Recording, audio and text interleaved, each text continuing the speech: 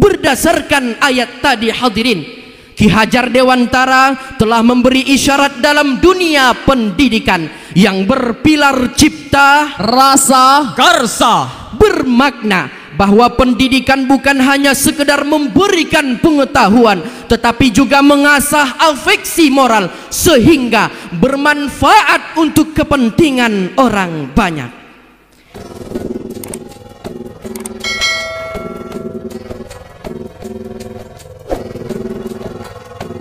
Selanjutnya kami panggil peserta dengan nomor urut SK 116, tema makro Generasi Muda Beradab untuk Indonesia Emas 2045. Judul: Membangun Generasi Berkualitas Menuju Indonesia Emas. Dan selanjutnya kami mohon bersiap-siap peserta dengan nomor urut SK 103. Kami silakan duduk di tempat yang telah ditentukan. Assalamualaikum warahmatullahi wabarakatuh. Alhamdulillahilladzi amarna bitarbiyatil aulad. Ashhadu an la ilaha illallah wahdahu la syarikalah al-ahadus samad wa ashhadu anna Muhammadan abduhu wa rasuluh da'ana bihubbil bilad. Amma ba'd. Majelis hakim yang arif dan bijaksana, hadirin dan hadirat yang berbahagia, bujang nan tampan si anak kembar, nampak seiras dari rupanya. hadirin semua apa kabar? Apakah sehat semuanya? Alhamdulillah, mantap. Sebelum kami memulai syarahan ini hadirin, izinkanlah kami menyampaikan beberapa pertanyaan. Hadirin, gagasan mengenai Indonesia Emas 2045 mungkin tidak asing lagi bagi kita, betul? Pertanyaan selanjutnya, bagaimana caranya agar Indonesia Emas tidak berubah menjadi Indonesia cemas? Hadirin, Indonesia patut berbangga karena berdasarkan data Badan Pusat Statistik Republik Indonesia yang dipublikasikan dalam website resminya www.bps.go.id pada tanggal 16 Januari tahun 2025, Indonesia memiliki sumber daya generasi muda yang melimpah ruah, di mana jumlah generasi muda Indonesia hampir 67,96 juta dari 286 juta penduduk Indonesia. Jika potensi generasi muda ini hadirin dapat dikembangkan melalui pembangunan karakter yang cerdas, berkualitas, semangat bekerja keras dan berintegritas, berhati Indonesia, berjiwa Pancasila, maka hadirin, Indonesia ini akan keluar dari middle income trap menuju negara powerhouse di Asia, mengalahkan Singapura dan Jepang, dan akan mudah menyongsong visi besar bangsa Indonesia, yakni Indonesia Emas 2045. Namun sayangnya hadirin, untuk menuju visi besar bangsa berupa Indonesia Emas 2045, kita masih dihadapkan oleh dekadensi moral generasi muda bangsa. Banyak generasi muda kita yang tersandung kasus kriminal hingga perbuatan amoral. Maka dari itu hadirin, kami berdiri di sini bukan untuk stand up comedy, bukan untuk basa-basi, dan bukan pula untuk mencari sensasi. Tapi hadirin, kami berdiri di sini untuk memberikan solusi yang mumpuni, yang telah kami rangkum dalam sebuah syarahan dengan judul Membangun Generasi Berkualitas Menuju Indonesia Emas, dengan landasan syarahan Surah Luqman ayat 12 sampai 13 berikut ini. A'udzu billahi minasy syaithanir rajim.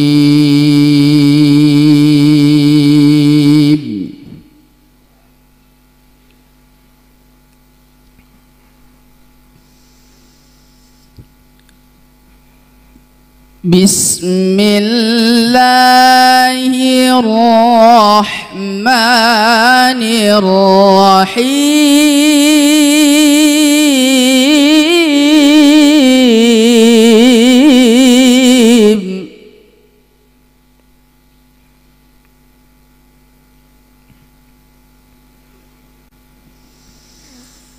Walaqad atayna Luqmanal hikmata an ishkur lillah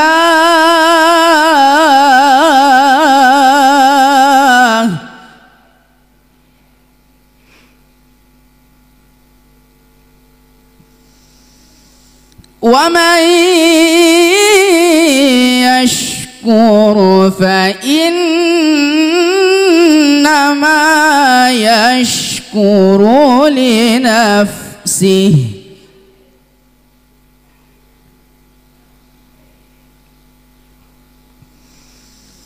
wa man kafara fa inna Allaha ghaniyyun hamid.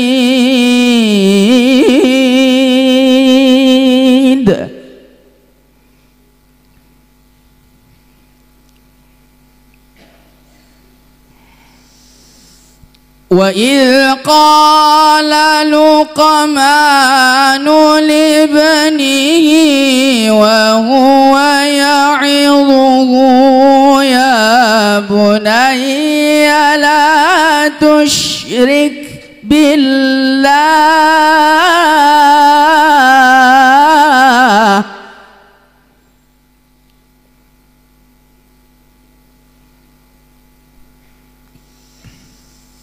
inna syirka la zulmun azim.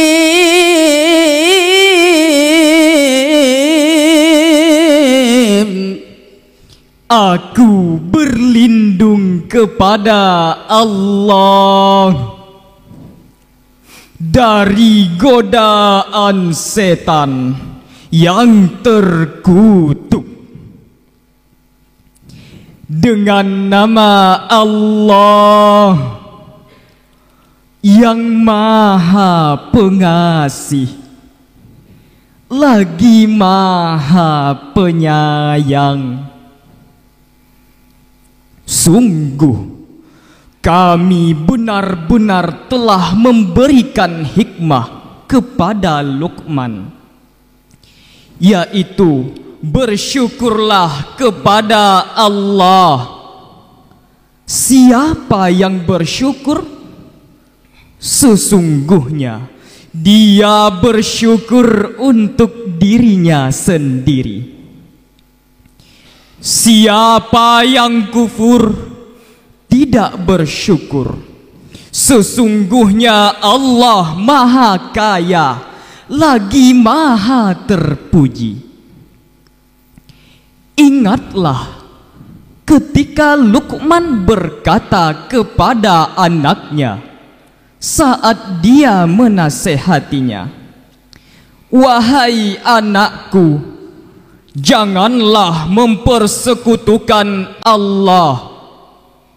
Sesungguhnya mempersekutukan Allah itu benar-benar kezaliman yang besar." Majelis hakim yang kami muliakan, hadirin dan hadirat yang kami banggakan, Profesor Dr. Wahbah Az-Zuhaili dalam tafsir Al-Wasit jilid 3 halaman 102 menjelaskan pesan Luqmanul Hakim terhadap anaknya tersebut merupakan cerminan tanggung jawab orang tua terhadap anak dalam komponen keluarga dengan menanamkan akidah untuk menyelamatkannya dari pernak-pernik kemusyrikan. Syekh Abu Fida Ismail Ibnu Katsir dalam tafsir Al-Quranul Azim juz 6 halaman 336 dengan mengutip pendapat As-Suhaili mengatakan bahwa Luqman menasihati anaknya dengan menanamkan karakter yang paling fundamental dalam agama, yakni keimanan. Berdasarkan ayat tadi hadirin, Ki Hajar Dewantara telah memberi isyarat dalam dunia pendidikan yang berpilar cipta, rasa, karsa, bermakna bahwa pendidikan bukan hanya sekedar memberikan pengetahuan tetapi juga mengasah afeksi moral sehingga bermanfaat untuk kepentingan orang banyak. Hadirin, gagasan mengenai Indonesia Emas 2045 mungkin tidak asing lagi bagi kita, betul? Indonesia Emas merupakan visi jangka panjang yang dicanangkan untuk menciptakan Indonesia yang maju dan sejahtera di usia 100 tahun kemerdekaan, yakni tahun 2045 mendatang. Visi Indonesia Emas merupakan harapan besar kita bersama agar di usia 100 tahun kemerdekaan Indonesia ini menjadi negara yang berdaulat, adil dan makmur dan memiliki daya saing yang tinggi di kancah internasional. Indonesia Emas 2045 hanya akan terwujud jika diiringi dengan berbagai program strategis, mulai dari perbaikan kualitas sumber daya manusia, penguatan ekonomi, pembenahan sistem pemerintahan yang efektif, bebas dari korupsi, sehingga menciptakan generasi muda yang beradab dan berkualitas. Lantas pertanyaannya, bagaimana Al-Quran memberikan solusi dalam membentuk generasi muda yang beradab dan berkualitas menyongsong Indonesia Emas? Sebagai jawabannya adalah Al-Quran surah Al-Furqan ayat 74 sampai 75 berikut ini. والذين يقولون ربنا هب لنا من أزواجنا وذرياتنا قرة أعين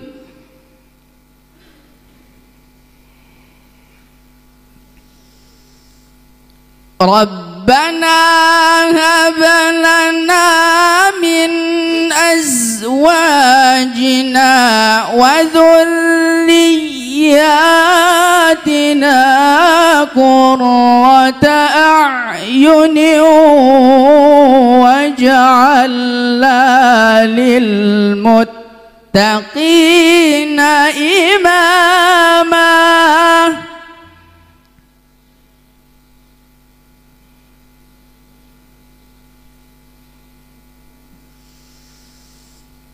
أولئك يجزون الغرفة بما صبروا ويلقون فيها تحية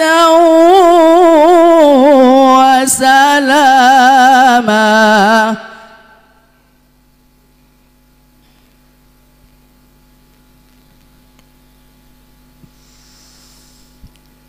أولئك يجزون الغرفة بما صبروا ويلقون فيها تحية وسلاما. Sadaqallahul azim. Dan orang-orang yang berkata, wahai Tuhan kami, anugerahkanlah kepada kami penyejuk mata dari pasangan dan keturunan kami, serta jadikanlah kami sebagai pemimpin bagi orang-orang yang bertakwa. Mereka itu akan diberi balasan dengan tempat yang tinggi dalam surga atas kesabaran mereka, serta di sana mereka akan disambut dengan penghormatan dan salam. Maha benar Allah yang Maha Agung dengan segala firman-Nya. Majelis hakim yang terhormat, hadirin dan hadirat pembawa rahmat, Abu Abdullah Muhammad bin Ahmad bin Abu Bakar Al-Ansari Al-Qurtubi dalam tafsir Al-Jami' li Ahkamil Quran juz 18 halaman 333 mengungkapkan bahwa tidak ada sesuatu yang lebih menyejukkan mata seseorang mukmin melainkan melihat istri dan keturunannya taat kepada Allah Azza wa Jalla.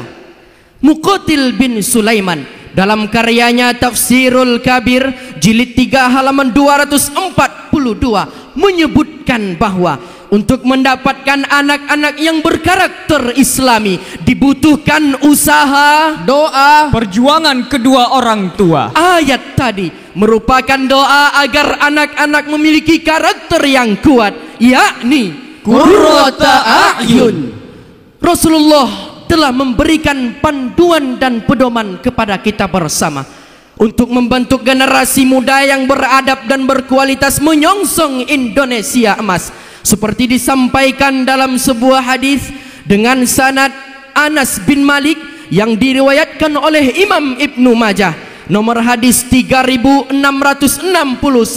berikut ini. Akrimu auladakum wa ahsinu adabahum. Muliakanlah anak-anakmu dan perbaikilah adab-adab mereka. Oleh karena itu hadirin, di panggung yang terhormat dan bermartabat ini, kami mengajak kita semua untuk membentuk generasi muda yang beradab dan berkualitas menyongsong Indonesia emas.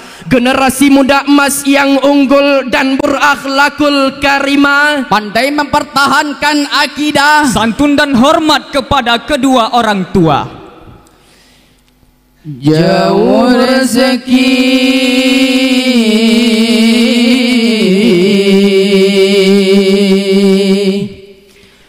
jangan fikirkan,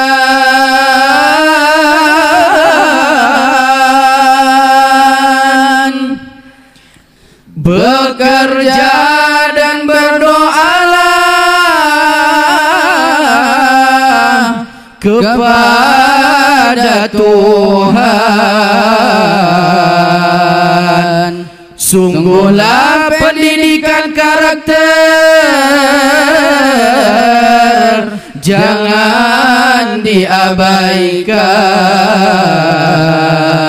agar Indonesia emas bisa diwujudkan. Dari uraian yang telah kami sampaikan dapat diambil kesimpulan: pertama, generasi muda yang beradab dan berkualitas hanya akan terwujud dengan menanamkan pendidikan karakter. Kedua, generasi muda yang berkarakter kuat, Indonesia emas 2045 akan terwujud. Amin ya Rabbal Alamin. Demikianlah syarahan yang dapat kami sampaikan. Tersilap salah mohon dimaafkan. Wassalamualaikum warahmatullahi wabarakatuh.